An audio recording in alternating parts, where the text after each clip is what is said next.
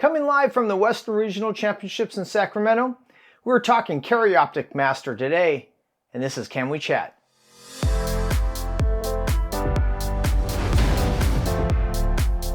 This podcast has been made possible by our sponsor, the channel Super Subscribers, growing our channel since 2023. What's up? My name is Paul G., Chief Safety Officer for the IDPA, helping you elevate your shooting skills safely and accurately.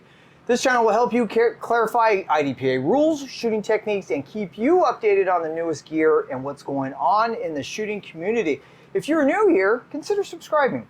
We are at the Western Regional in Sacramento with Brian Ferris from BP Shooting and Reloading Channel. Good afternoon, Brian. Hey, Paul, how you doing? What's going on, Good to see you again. So we shot the first, 8 stages? 8 stages and a warm-up today. How'd you do? Started rough, had a couple rough patches in the middle, got a procedural on my first 2 stages, and then had a magazine that gave me some trouble, a couple of double feeds that caused me some issues. Yeah, but after that, it went okay. Yeah, I mean, Tier 4, that's what it's supposed to be all about, right? Yeah, I mean, you look at a stage and you think in your head, this is straightforward, and then you get into it and the buzzer goes off, and it's kind of like the neuralizer from Men in Black, and, then you just kind of go on instinct after that. Carry Optic Master now. Yes, sir.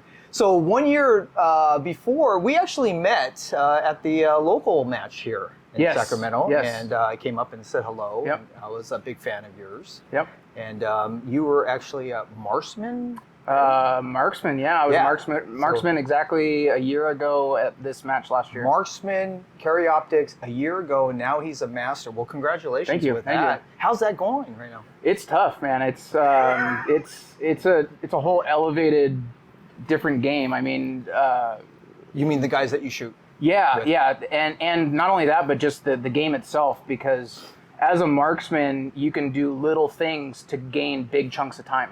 Or you can lose. Yeah, I mean, you make mistakes still. Yeah. But at this level, right, even starting at expert, shooting against expert and master shooters, it's little things matter.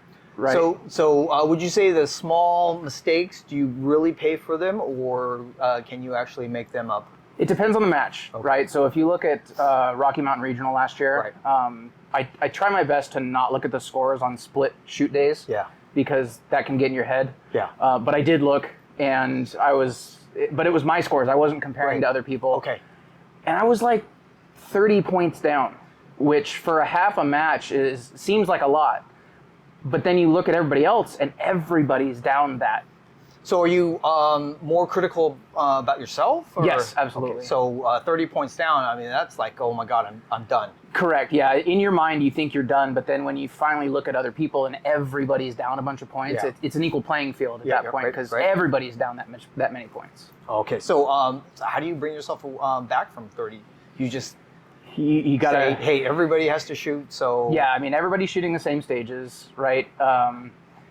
Most people have the same issues on the same stages as you, right? Unless it's your own mental malfunction. Yeah.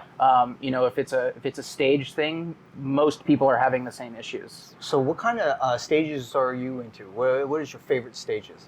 Like today, what was your favorite stage? You remember? Oh man, you have one?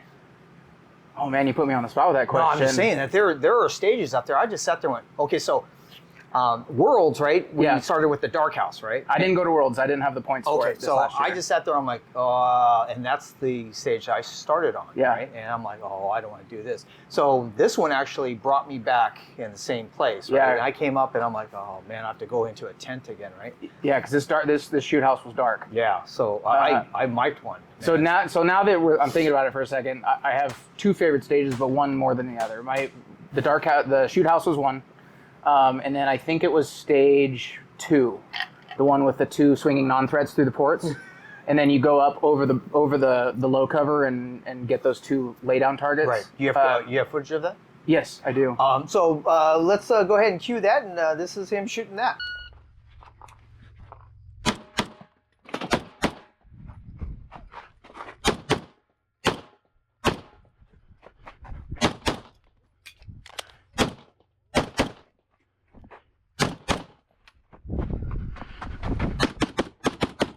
Wow, what happened? I mean, it went quick. Yeah. I had one moment where I had to pause because Yeah, the no shoot was in front of the target I was going for. Yeah. You know, the way it was set up is, you know, it's near or far through those ports. Right. So you actually had to swing past a target to get to the one that you're supposed to shoot and then come back. How did that didn't flow very well?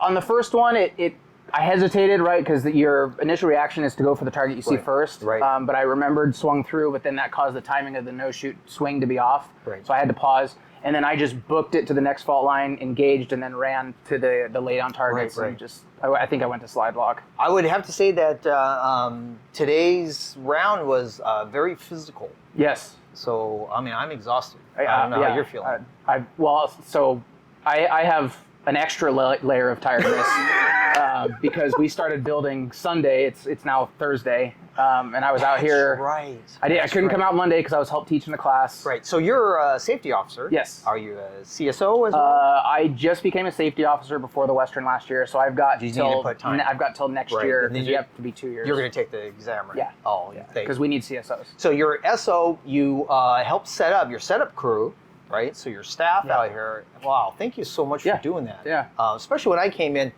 everything was all set up, and I had a rough time coming out here. But I really appreciate you guys doing that. I mean, this wouldn't be here without you. Yeah. I mean, it's a volunteer sport, and if people aren't going to do it, then we can't have these matches. So if I've got the time, you know, I've got the ability. I work for myself. Right. I plan around this week, you know, and then with RMR coming up, I plan around that. So you plan around it, take the time off, and build what you can. So RMR, you're doing. Oh, are you going to do all three? RMR, Glock, Texas. No, I'm not going to do the Ironman challenge. I'm going to do. They have green jackets now, you know. Yeah. You want to be a part of that? So I'm working RMR also, so I can't. You're working it. Yeah, so I can't go to Texas for that reason primarily, but no, that's too much. Thank you for that. Yeah. So that's literally thank you for your service. Yeah. Right? So practicing for Carry Optic Master. What are you? I mean, you're shooting USPSA. Yeah. I mean, I've seen your videos. Yep. Really great videos. So is that helping the way you're shooting nowadays, or? Yes and no. You know, they're different games, right? So the rules are a little bit different. I've actually dialed back on USPSA this time of year just so I stay in the IDPA mindset as far as rules. You know, mainly dropping mags on the ground with rounds in it. That's because USPSA you can kind of do whatever you want as far as that's concerned, and it's a big no-no for us. You know, that's a vacation for me. Yeah. You know, the other thing comes down to just time and money, and it's neither are endless supply. You know, I've got a business I've got to keep going so that I can live and do this, and if I can't do that, then I can't shoot. So you're video? Yeah, so I'm a filmmaker, video. Very cool. I have my own clients. I've worked on some feature films doing sound design. Anything like we that. know of? Nothing I would say that's big. I've got a short film that I was assistant director on that's on Amazon. Impressive. It's called Violet Rain. Very cool. Parental discretion advised. If you're into weird sci-fi fighting stuff, check it out. I think we all are. Yeah. You know, it's just short, so it's like 15 minutes. Very cool. So that's how you produced most of your YouTube videos. Yeah. Those are incredible. Yeah, and it's I take about a day to set up kind of my little stage in my garage. Yeah. As far as fine-tuning the lighting and the sound and getting the table set up, and it's fun. I try and film things in chunks because it does take up so much time to film. Right. And plus, I can't take it with the garage. All the time. If I had my own place, I'd have it set up in the garage and I just leave it there. But I also have to use all that equipment for my work. Double dipping. Yes. Yeah. So the equipment I use for my business is the equipment I use to make the videos for the channel, and I can't just leave it set up. At a studio? So you got to break that down. Because I mean, without getting too deep into it, you know, I've got $7,000 in lights. I've got a couple $1,000s in cameras and lenses. You know, a couple $1,000s in audio equipment. Yeah. I can't afford to have double that type of equipment and just leave it set up. No way. Yeah. No way. Not with that much money sitting around, right?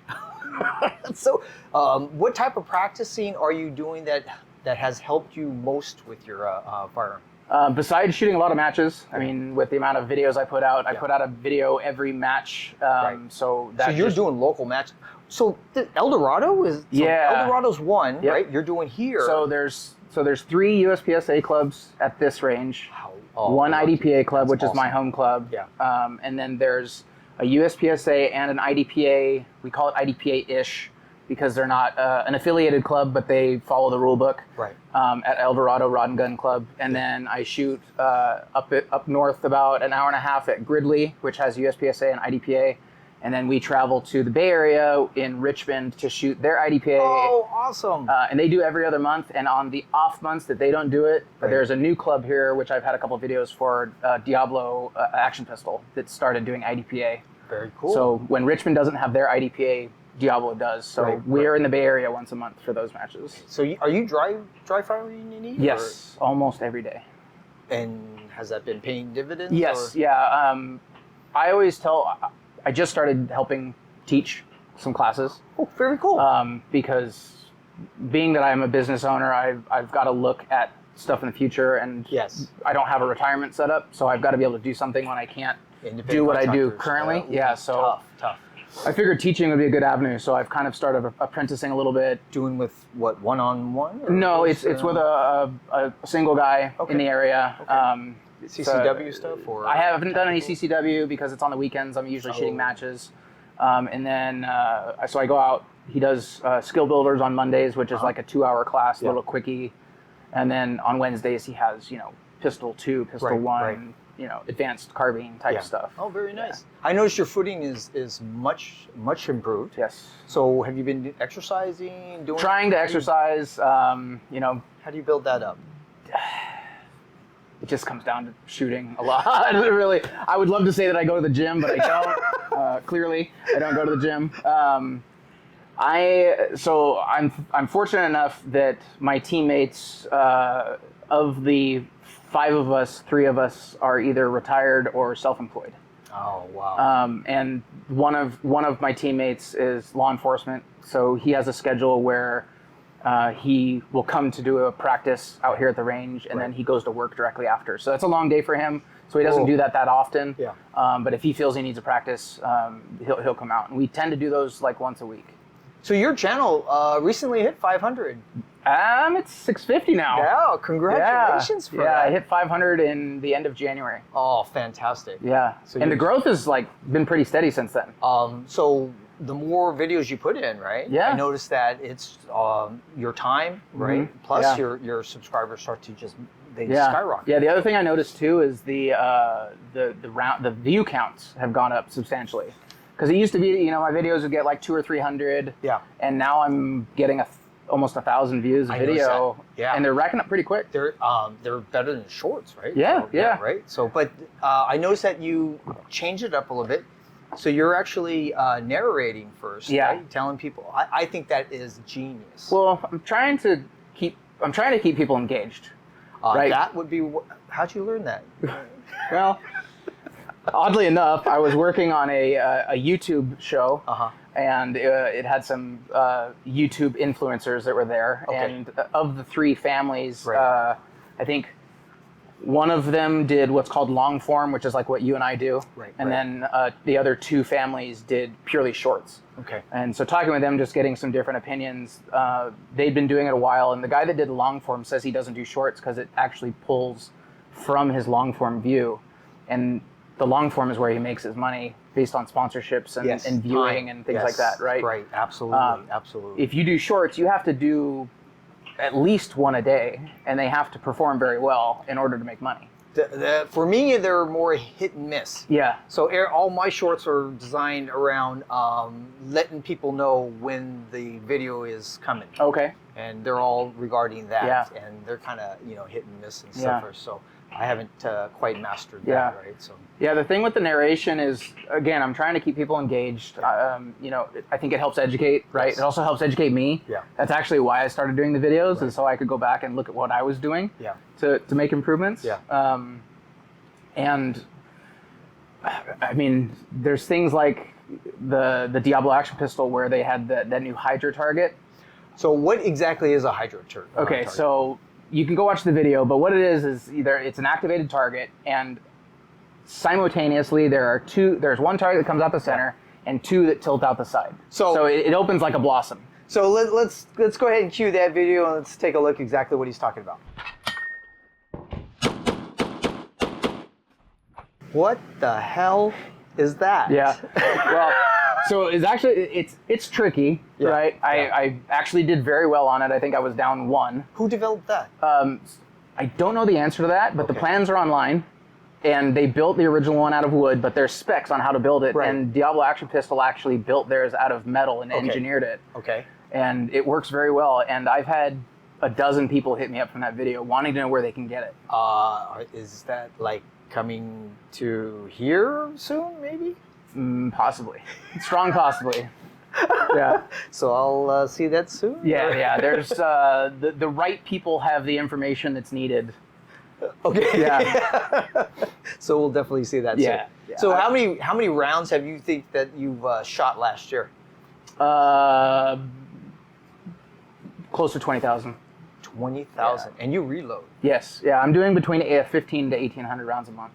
Wow. Yeah. What machine are you using? I have a Dillon 750. And do you do like decapping and rolling and all this other stuff? So I'm fortunate enough, my good friend Phil Zidek is a high praiser of roll sizer. Yeah. He knows Keith very well. Okay. And so Keith always has him developing things and stuff like that. And Phil's a good friend of mine, and he has a decapper roll sizer. And so he decaps and roll sizes my brass. I wash it for beforehand so that he doesn't have dirt running through his stuff. How do you spin it? I wet tumble. With Lemon Shine and Dawn. I don't do any media or anything like that. No media? Nope, no media. Just fluid? It needs to be clean. It doesn't have to be brand new, bright and shiny. Well, I beg to differ. But Yeah. I mean, if as long as it works, I mean, I could really care less what it looks like. Right. I mean, I have like other shoes going, wow, that's some pretty bullets. Well, so I run practice ammo and I run major match ammo. Oh, okay. So my major match ammo is identical to my practice ammo, right? That way the recoil impulse is the same. Yeah. But the only difference is my major match ammo is nickel, right? Because it's just, it runs a little bit, supposedly a little bit better through the guns. Do you prefer brass over nickel or? I don't think I really have a preference. Okay. The nickel looks really pretty. I think it does. I actually do a trade with Phil. I'll give him brass or I'll give him nickel, and then he'll give me stuff that's just ready to go. Very cool. And his stuff looks brand new when it's done. All right. So what gun are you actually shooting? I started shooting end of summer. I started shooting a Springfield Prodigy, a 5-inch. Springfield Prodigy. Yeah, 2011. How much money did you put into that? I won't say. But honestly, I didn't put that much into it. The gun retails for like $1,300. Wow. I'm not going to tell you what I paid for it, yeah. but they shoot really good out of the box. Yeah. They had some problems in the early release models, but Springfield, from what I hear, I didn't have any of those problems, but Springfield, from what I hear, has been really good about taking those back, fixing them, and setting them back out, and they tend to not have any problems afterwards. I replaced all what's called the MIM parts off of it, right? Yeah, so I put stuff, I put a trigger, the EGW ignition kit, which is the full trigger system in it. I put an Atlas trigger in it. I put an EGW extended slide catch in it. I put a Dawson magwell on it. Well, hell, we'll just take a look at it. Yeah, that's pretty much it. Let's take a look at it. This is his firearm. It's him breaking down. All right, so this is my what I call 2011 double stack 9mm from Springfield, the Prodigy. It's a 5-inch. See, make sure it's facing the right direction. Okay, perfect. All right, so pull this guy out. First thing we're gonna do is make sure it's unloaded. Hammer down, perfect. So here it is. Got the SRO on it, got the Atlas trigger. Pretty much everything else is internal except for the slide catch and the magwell here. I have to use something to pull this out. Oh, I put a toolless guide rod in it so I can lock the recoil spring back. Got to line up these little notches. This is how I break it down to give it a clean. That didn't work. There we go. So I knocked that guy out. This is a slide catch. Everything comes off the front.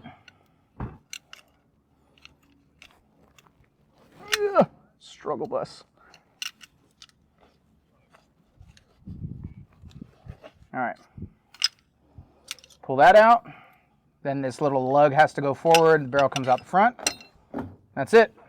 Clean everything off, run a bore snake through it a bunch, oil it up. I shoot tight group again, so everything in here is dirty and covered in soot. And then in order to put it back together, you just reverse the process. This lug needs to be in the down position. You insert from the front of the slide all the way back to there. Flip that guy up. The guide rod goes in